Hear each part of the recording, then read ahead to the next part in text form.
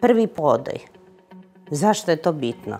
Pa to je taj osjećaj prvog kontakta van materice između mame i bebe. Pupčana vrpca je presečena, ali nastavak komunikacije, hranjenja treba da se nastavi preko mamine dojke. To je bebi sigurnost. Ne kaže se džabe, mamino mleko je hrana, ljubav i uteha.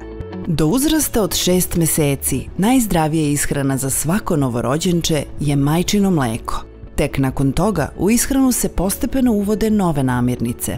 Svako davanje namirnica u stvari nije ishrana, to je probanje novih ukusa, novih tekstura, znači prosto isprobavanje. Tako da dete uglavnom ne može da pojede, smatra se više od onoliko koliko je njegova prilike mala pesnica.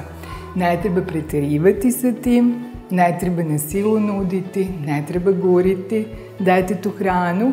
Znači jednostavno to ne treba da bude trauma za dete, znači nego treba da bude neka prijatna atmosfera i prijatni doživljaj za dete. Kako je bitan odabir namirnica, isto tako je bitno voditi računa o celokupnoj ishrani i tome posvetiti pažnju. Kako bi dete naučilo da žvaće, guta, grize, potrebno je da i roditelji, tačnije odrasli, i dete uživa u tome.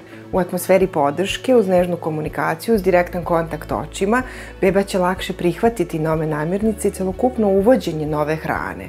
Zato hranite bebu kada je budna i raspoložena. Budite strpljivi, nežni, ali uporni i dosledni.